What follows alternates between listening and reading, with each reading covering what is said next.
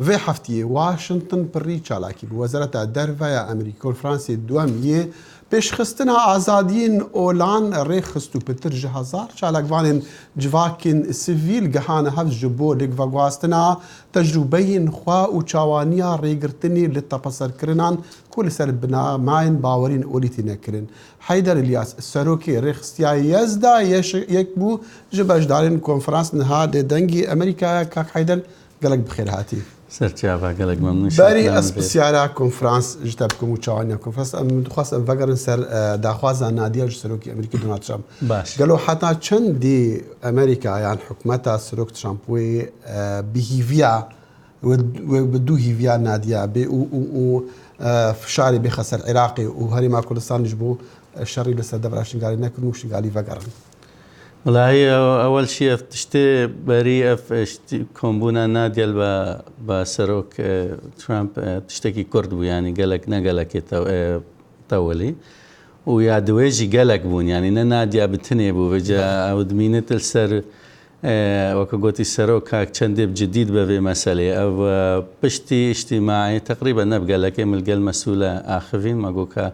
دي تشبت بشتي في قوتن بري حكومة أمريكي دعمت كرب ويزيديا ومنطقة أقليات الشنغالي وأو دعم أز بيجم شو تغييرنا كفيته مهار وكبري دي أم كيم دعمه دي زيدة بت كيم نابت بله باشا ام فقر مصر كونفرنس افچند روجن واشنطن دبا جماعه كامازنا كاربدسين امريكي جيجري سلوكي وزير درفا حمو اخفتنو بشتوانيا خوش بو باورين اولي لجهان ديار كرو تدي بترجع هزار كسان لسراسري جهان اولين جدا لي حاضر بقول بسيار او حتى چندي افخلك جدفرن جدا اولين جدا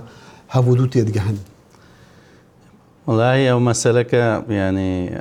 زحمة امرو بيجت كاتشندتيت جهن بس يا دست بيكرنا في وكقوتي مبادرة يا قالك يا باش بوش بوزارة دروا امريكا او برسالة كيا تقريبا نفسها في تشتي كرن فعالية وان ديسا سدو نزكا تشيل دولتي عالم كوم كرنش فان كيما تشحمو ولا وكقوتي بس أبا إيسال تشكي بيش وشو أبا إيسال تشكي دسي دولة الدي قوتن قو أمد في أمجي نفسها في تشتي بكن يعني أبا معناه تشيا أبا برو خيرت شت أف تشتكي باشا يعني نا وكا قوتي تشك تغيير كتيتي وعالمي باش ترجيك فيهمك أف دولتك حقوق مروفانتية وحقوق إنسان وان قال لك بجدي ندبرن دي بجدي بن دولتي دوكا قطر والسعودية وبنغلاديش وبورما وان يعني تشتكي باشا وقال لك مسألة ناقش شكرن انه بحيث ايش في لحظة وبيفا بحاولين نلقى الرئيس وان بآخفن دا ساليتي باشتر بيوضع حكومة بجدار بكن جبو مثلا ما في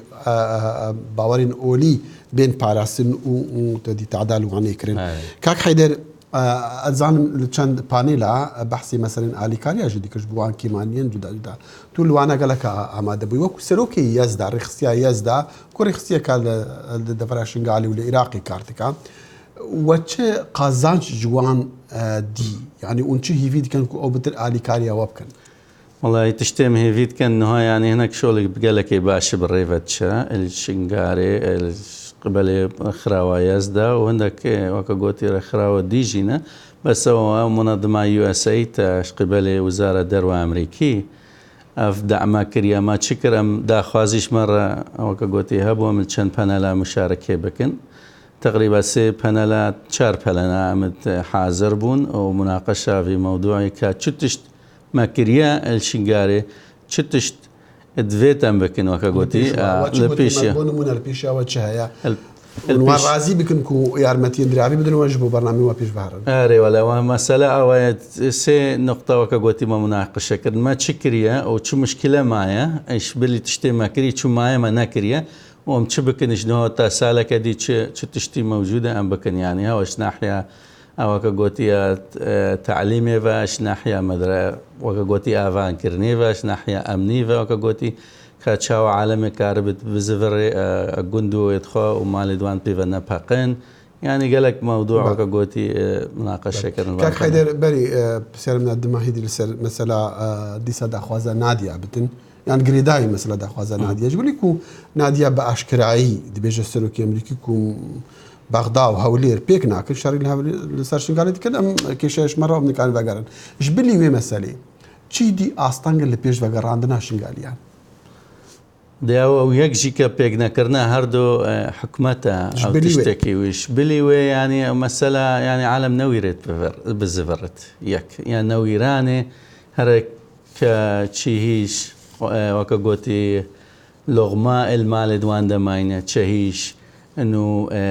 تشن ميليشيات المنطقين نزالن كي مسؤولية امنية المنطقية دوي انه هل انه جارك دي جروبك دي دركفتي وكا داعش هجومي وانكا وكا شو قواتك الرسمي الشنغاري نبت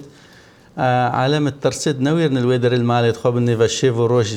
جروبك بسردة بقرد ميليشياتك بسردة بقرد وهم مكابك وجد يا دوي اشالي اقتصادي فدت شلو معيشتي بي يعني لازم اول شيء الروح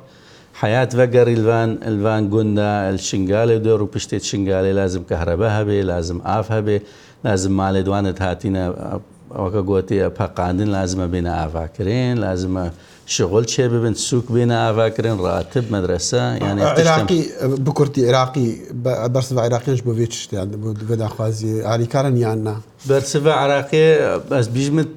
محاولات كنت هاري كارن بس ما ديم جواب اوان برسفا وان ديم حاضره مشكله بله كاك حدا قال لك سباش بو هاد